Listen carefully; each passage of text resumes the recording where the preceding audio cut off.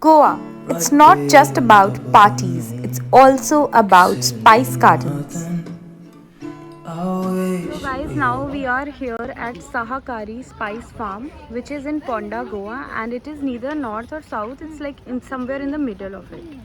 In this vlog, I am going to take you to a spice garden in Goa where you are going to gain a lots and lots of knowledge. I am sure that after watching this vlog, you will get to know that इलायची को कैसे use करते हैं, vanilla extract कैसे निकाला जाता है, फेनी कैसे बनती है.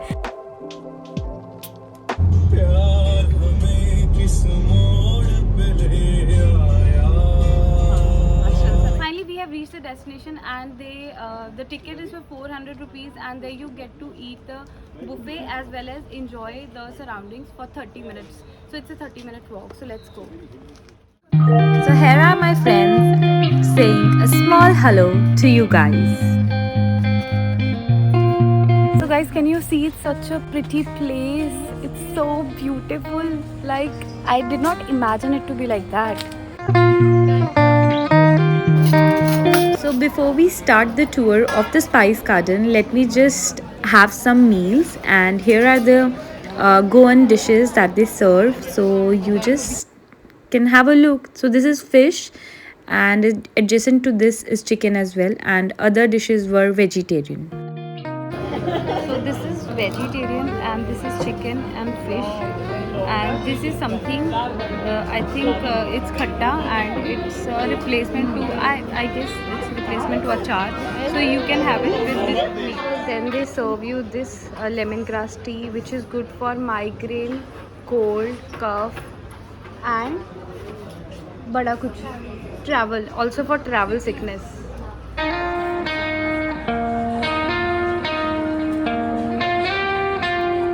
Yeah, it's organic.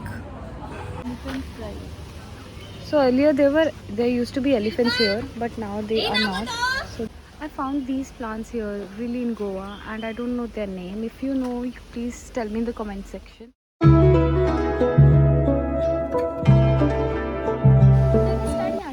सामने जो यहाँ पे पेड़ है, ये पेड़ कॉफी का पेड़ है और कॉफी हमको दो तरह की मिलती है, अराबिका, रोबुस्टा। कॉफी पहले हरी होती है, पकने के बाद लाल हो जाती है।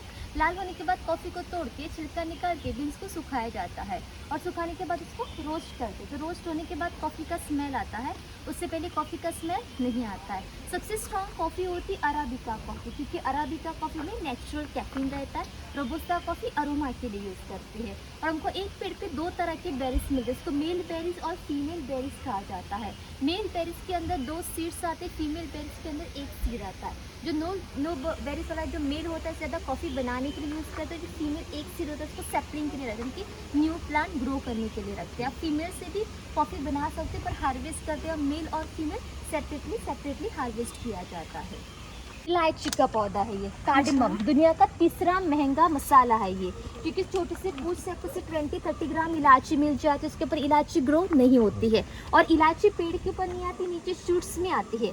ज़्यादा लोग क्या करते हैं, इलायची के अंदर जो काले दाने होते हैं उसको यूज़ करके छिलके को फेंक देते हैं, और आपको वैसे करने की ज़रूरत है। जब हम टी बनाते हो, कॉफ़ी बनाते हो, तो छिलके को बॉयल करके यूज़ कर सकते हैं। आप अपनी चाय पीती ना, वो welcome drink lemon grass tea, उस चाय में भी इलायची टी अरोमा के लिए बहुत अच्छी होती है। और इलायची को मसालों की रानी कहते हैं, ये मसालों की रानी है, और पेपर मसालों का राजा है।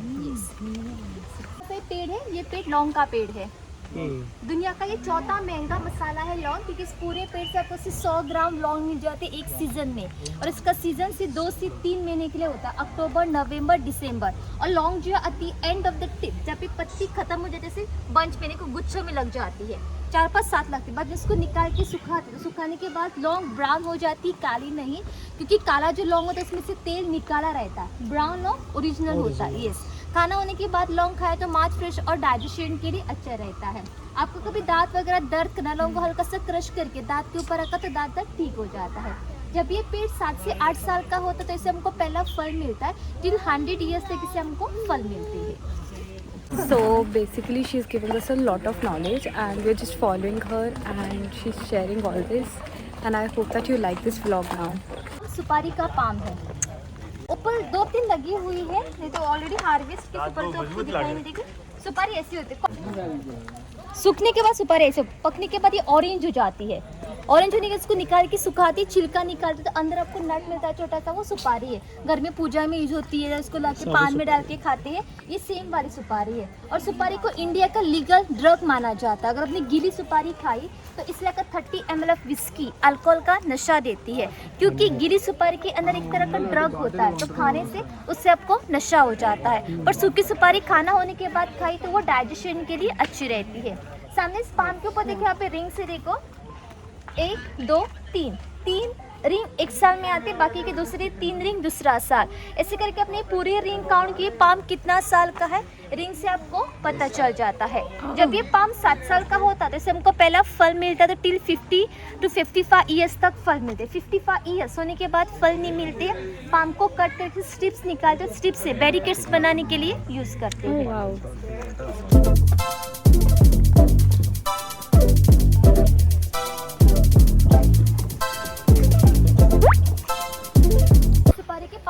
छोटी बेल है, जिगजैग स्टाइल में जा रही है। ये दुनिया का दूसरा महंगा मसाला है, वेनिला। आप सबने वेनिला आइसक्रीम केक के बारे में सुना होगा, पर वो पूरा केमिकल से बनाते हैं। और ये वेनिला बेल में इसे belong to the orchid family, यानी कि इसको मिट्टी के अंदर रूट्स नहीं आके पानी पाम से एब्जॉर्ब करते हैं। इस ऑर्किड को लगाने के बाद 3 साल लग जाता है पहला फूल आने के लिए। और फूल का पॉलिनेशन हाथ से होता है, नेचुरल पॉलिनेशन नहीं होता, यानी कि इसको जो बी आता है, यानी कि पॉलिनेट करने के लिए जो बी रहता है ना, वो यहाँ पे इस क्लाइमेट में ग्रो नहीं होता है, तो उसको हाथ से पॉलिनेशन करना पड़ता है। पॉलिनेशन होने के बाद इतना लंबा लंबा स्टिक मिलता है, फ्रेंच बीन की तरह ग्रीन होता है, पकने के बाद पीला होता है, निकाल के सुखाया तो ब्राउन हो जाता है।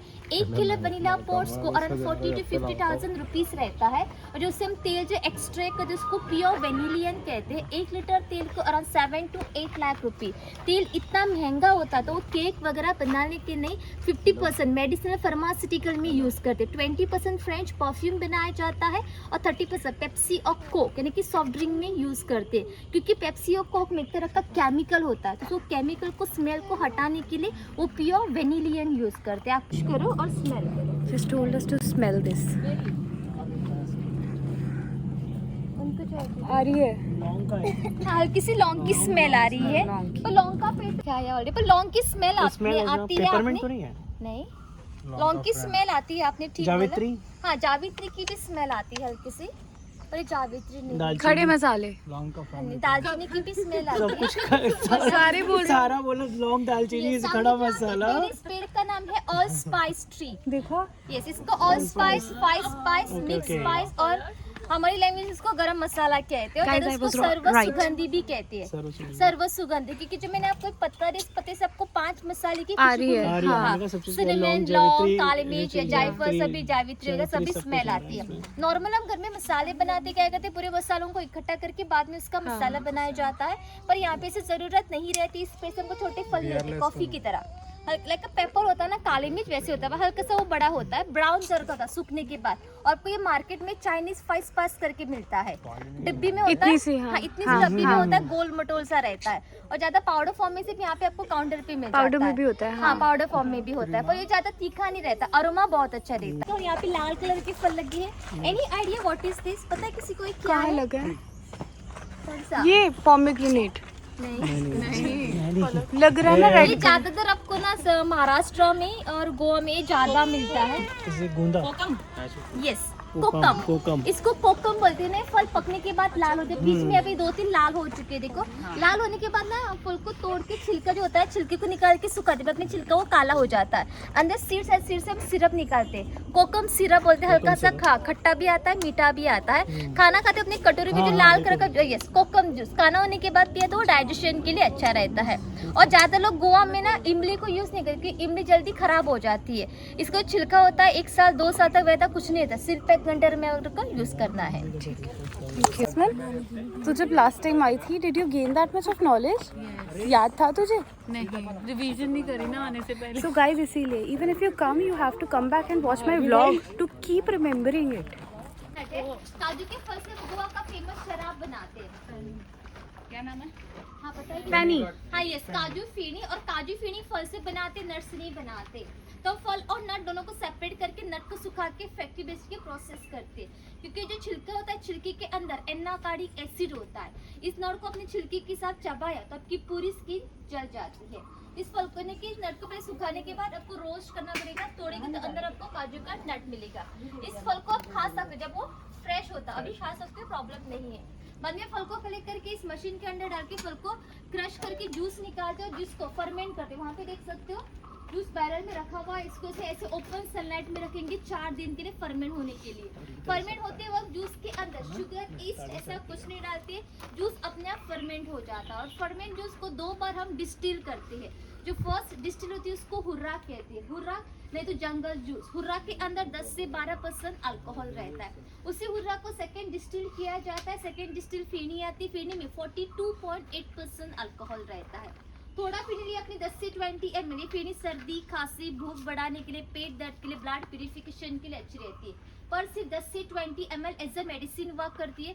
60 to 90 ml as a medicine work नहीं करती। किसी को ट्राई करना है काजू फेनी तो टूर खत्म होने के बाद 10 ml देती हूँ टेस्ट करने के लिए, सिर्फ 10 ml। तो मैम जब एज अ मेडिसिन यूज़ करते हैं तो उसमें वो कितना ऑफन करना चाहिए?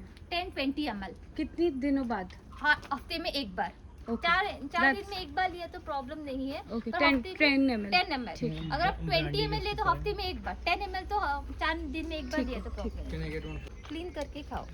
और इसका जो जूस है ना, कपड़े पर मत डालना, नहीं तो बाद में ना कपड़ा खराब हो जाएगा। क्या बोलते हैं इसको? काजू का फल, इसको खाते हैं मैम। ये स्वीट होता है, इसके अंदर नमक डाला तो और टेस्टी लगता है। इसको ना ऐसे बीच में से ओपन करना तो इसके फल लगे हुए पपाए जैसे दिख रहे हैं। पर ये पपाया नहीं, इससे चॉकलेट बनाते हैं। ये कोको का पेड़ है, इसको कोको नहीं तो ककाओ कहते हैं। फल इतना बड़ा सेम लुक्स लगता है, पपाया होता है ना वैसे होता है। पकने के बाद ये पीला होता है। पीला होने के बाद फल को तोड़ के अंदर सीड आते हैं। सीड को फर्मेंट करके सीड को सड़ाते, सुखाते, रोस्ट करके बाद से चॉकलेट बनाते हैं। जो सीड होता है इसे कोको पाउडर और डार्क चॉकलेट बनाते हैं। फल के अंदर पल्प होता है, पल्प से हम कोको बॉडी लोशन और कोको बटर बनाते हैं। ज्यादा मात्रा में आपको घाना, अफ्रीका, ब्राजील में ज्यादा मात्रा में मिलता है। गोवा के क्लाइमेट के हिसाब से इस पूरे पेड़ से आपको एक 7 से 8 किलो कोको सीड मिल जाती है। ओके। के फल लगी हुए हैं। ये पेपर है, काली मिर्च। और मिर्च हमको 4 तरह की मिलती है, हरी, काली, लाल, सफेद। सभी मिर्च एक ही बूझ से मिलती है, इनकी एक ही बेल पे आती है। अभी हरी है, पकने के बाद ये लाल हो जाएगी। हरी मिर्च और लाल मिर्च को निकाल के नमक के पानी में, नहीं तो उसको विनेगर में रखा जाए। मिर्च का कलर सेम होता है, कलर चेंज नहीं हो जाता है। हरी मिर्च को निकाल के सुखाया तो वो काला हो जाता है। लाल मिर्च का छिलका निकला तो आपको सफेद मिलता है। सबसे तीखा काला मिर्च होता है, उसको घर में गरम मसाले में यूज करते हैं। सफेद मिर्च को पूरन पोली लड्डू में और उसको दखनी मिर्च कहते हैं, आंखों की रोशनी बढ़ाने के लिए काम आती है। और हरी मिर्च और लाल मिर्च अचार, सैलेड और सूप बनाते हैं।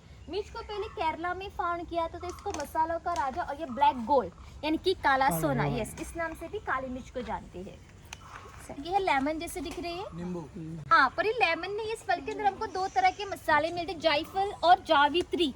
नटमेग और मेस दोनों मसाले इस फल के अंदर आते हैं। कि ऐसा नट होता है बाहर जो फूल होता है, जावित्री को बिरयानी में डालते हो, जायफल को घर में गरम मसाले में। यस, बच्चों को वगैरह देते हो हल्का से घिस के दूध के अंदर रख के, सर्दी, खांसी और डायरिया प्रॉब्लम के लिए अच्छा रहता है। यस, देखा जाए जायफल का बहुत सारा मेडिसिनल यूज है। गाउट प्रॉब्लम के लिए अच्छा रहता है, नींद के लिए अच्छा रहता है, सर्दी खांसी के लिए अच्छा रहता है। और जो छिलका जो होता है जायफल का हल्का सा खट्टा सा मीठा सा रहता है। अचार बनाने के लिए जायफल की छिलकी को यूज करते हैं।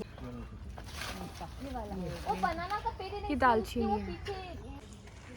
So this trail, like I told you, continues till 30 minutes. So here we are, like just following her. And हाँ, नॉर्मल पानी है और पानी में सिट्रोनिला और लैवेंडर ऑयल है। सिट्रोनिला तेल होता है वो मच्छरों को भगाने के लिए होता है। लैवेंडर बॉडी रिलैक्स करता है, यानी कि घूमने के बाद पूरे मसल एक्सपांड होते हैं ना, तो वो पानी पे पीछे स्पाइनल कॉर्ड के पड़ा, उससे बॉडी रिलैक्स हो जाती है। तो अभी आप मेरे को डालो। हाँ, yes। हाँ, आप मेरे को डालो।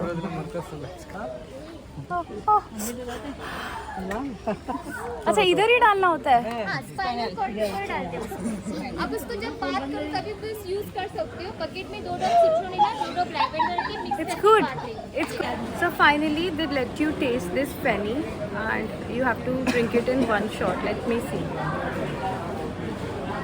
सुशील, सुशील। बहुत ही गंदा है ये तो।